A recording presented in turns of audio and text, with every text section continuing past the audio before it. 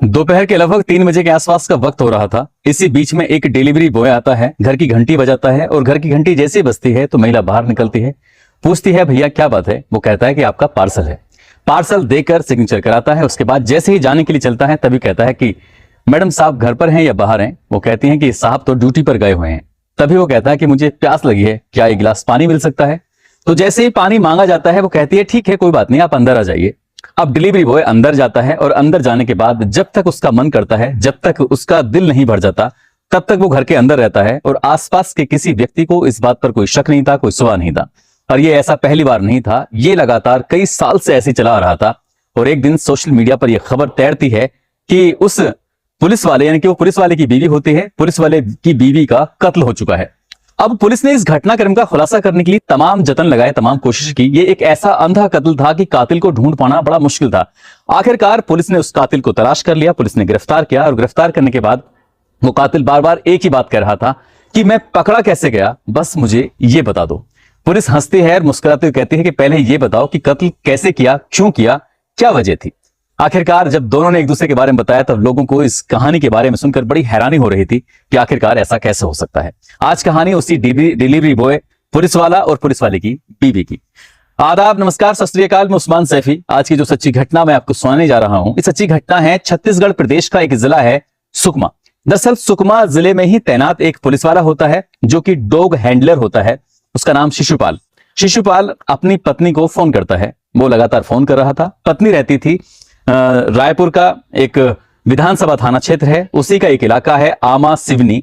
आमा सिवनी के पास एक कॉलोनी है, पुलिस कॉलोनी, उसी का ब्लॉक नंबर ए, गली नंबर 4। अपनी पत्नी जोली को फोन मिलाता है, लेकिन पहली बार फोन करता है 6 मार्च 2024 को। फोन उठता नहीं है। दूसरी बार ट्राई करता है, तीसरी बार ट्राई करता है। उसे लग रहा था कि बीवी सो रही है।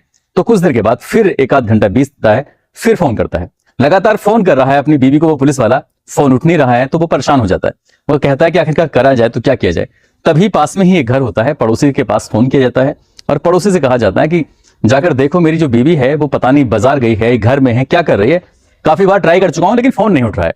अब पड़ोसी जाते हैं, कहते हैं कि साहब घर का तो ताला लगा हुआ है। अब ऐसी स्थिति में ताला लगा हुआ है तो वो क्या करें। तभी वो पुलिस वाला कहता है कि घर के अंदर झांक के देखो, हो सकता है कि कोई बात हो। तो जैसे घर के अंदर झांक कर देखा जाता है, इसी बीच में उस आदमी की जो नजर पहुंचती है, उस आदमी का होश फाख्ता हो जाते हैं। दरअसल वो घर के आंगन में देखता है कि जगह जगह ब्लड फैला हुआ है, खून की छींटे फैले हुए हैं। वहां हट जाता है। तुरंत ही वो कहता है कि भाई साहब कुछ ना कुछ गड़बड़ हो चुकी है। तभी वो पुलिस वाला जैसे ही बात सुनता है वो खुद पुलिस को फोन करता है। साथ ही वो जो व्यक्ति था पड़ोसी, वो भी पुलिस को फोन करता है। अब पुलिस से सूचना मिलती है, पुलिस मौके पर आती है। जैसे ही पुलिस मौके पर आती है, देखते हैं तो घर के बाहर का ताला लगा हुआ है। ऐसी स्थिति में अब क्या किया जाए, तभी वीडियोग्राफी की जाती है। साथ ही उस ताले को तोड़ दिया जाता है। ताला तोड़ा जाता है। पुलिस वाले की बीवी घर के अंदर थी, अर्धनग्न अवस्था में थी और पूरे घर के अंदर जगह, कभी आंगन में, कमरे में, चारों तरफ ब्लड फैला हुआ था। ऐसा लग रहा था किसी धारदार हथियार से उस महिला को बार बार मारा गया था, जिसकी वजह से उसकी मौत हो चुकी थी। उस शव को कब्जे में लिया जाता है। कब्जे में लेने के बाद पोस्टमार्टम के लिए भेजा जाता है। पोस्टमार्टम में भी यह खुलासा हो जाता है कि आखिरकार इनकी जो हत्या की गई है वो पहले धक्का दिया गया है और उसके बाद जो सर में चोट लगती है, गिरती है, तो उसके बाद फिर इन पर लगातार किसी धारदार हथियार से वार किया गया है। हत्या क्यों की है, किसने की है, पुलिस के लिए सवाल था। पुलिस के लिए सबसे पहले प्राइम सस्पेक्ट था वो पुलिस वाला, कि आखिरकार पुलिस वाले ने ही तो ये काम नहीं कर दिया है। पुलिस वाले की सीडीआर निकलवाई जाती है, साथ ही महिला के मोबाइल की भी सीडीआर निकलवाई जाती है। अब इस मामले की जांच पड़ताल में पुलिस जुट जाती है। धीरे धीरे करके दिन बीतने लगते हैं। 5 मार्च 2024 की यह घटना होती है। 6 तारीख को पता चलता है, लेकिन कातिल पुलिस के हाथ नहीं लगता और पुलिस के लिए बड़ा मुश्किल हो जाता है। आसपास के जितने भी सीसीटीवी कैमरे थे उनको खंगाला जाता है। साथ ही महिला की जो मोबाइल होता है उसके सीडीआर से जितने भी लोग संपर्क में होते हैं उनसे भी कॉन्टेक्ट किया जाता है, लेकिन पुलिस को जो कातिल नहीं मिलता। पुलिस थक जाती है। आखिरकार लगभग 10-12 दिन का समय बीत जाता है।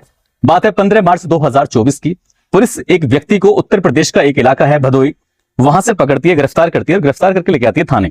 थाने लाने के बाद उससे पूछा जाता है कि आखिरकार पूरी कहानी बताओ।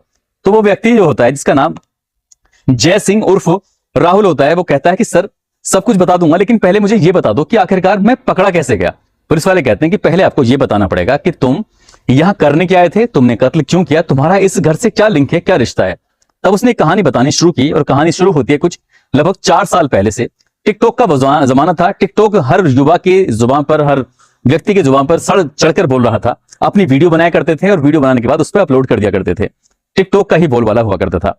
अब वो जो पुलिस वाले की बीवी होती है, जिसका नाम जोली होता है, जोली अपनी वीडियो बनाया करती थी, ये लड़का भी अपनी वीडियो बनाया करता था। हालांकि ये लड़का मुंबई में रहकर नौकरी क्या करता था, इलेक्ट्रीशियन की, और इसकी भी शादी हो चुकी है, 2 बच्चे इसको हो चुके हैं।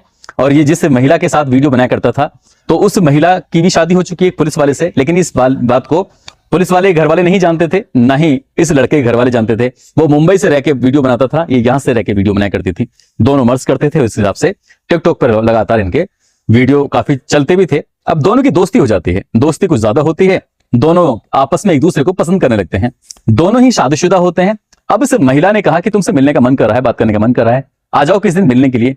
तो वो मुंबई से सीधा चला आता है रायपुर, और रायपुर में आता है इस महिला के पास। अब उसने कहा कि अगर तुम यहां आओगे, ये पुलिस की कॉलोनी है, कोई देखेगा तो बात खराब हो सकती है, इसलिए कुछ ना कुछ अलग करना पड़ेगा। तभी उसने एक यूनिफॉर्म ली, यूनिफॉर्म थी डिलीवरी बॉय की, ताकि वो आए तो किसी को शक भी ना हो।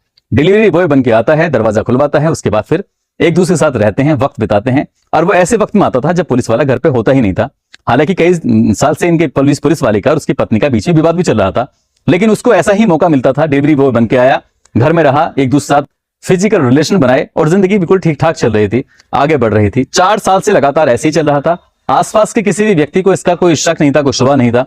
ठीक वैसे ही इस नए लड़के ने 5 मार्च 2024 को मुंबई के एयरपोर्ट से एक हवाई जहाज पकड़ा रायपुर के लिए, और लगभग शाम 6:30 बजे ये रायपुर पहुंच जाता है।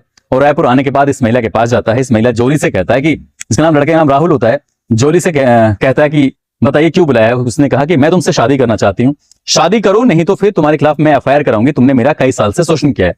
तो लड़का थोड़ा परेशान हो जाता है, लेकिन इस बार वो पूरी इरादे से आया था। अपने मोबाइल वगैरह सब बंद कर दिए थे, कोई कम्युनिकेशन नहीं था, कोई कॉन्टेक्ट नहीं था, कोई यहाँ आया है उसके बारे में कोई जानकारी नहीं थी।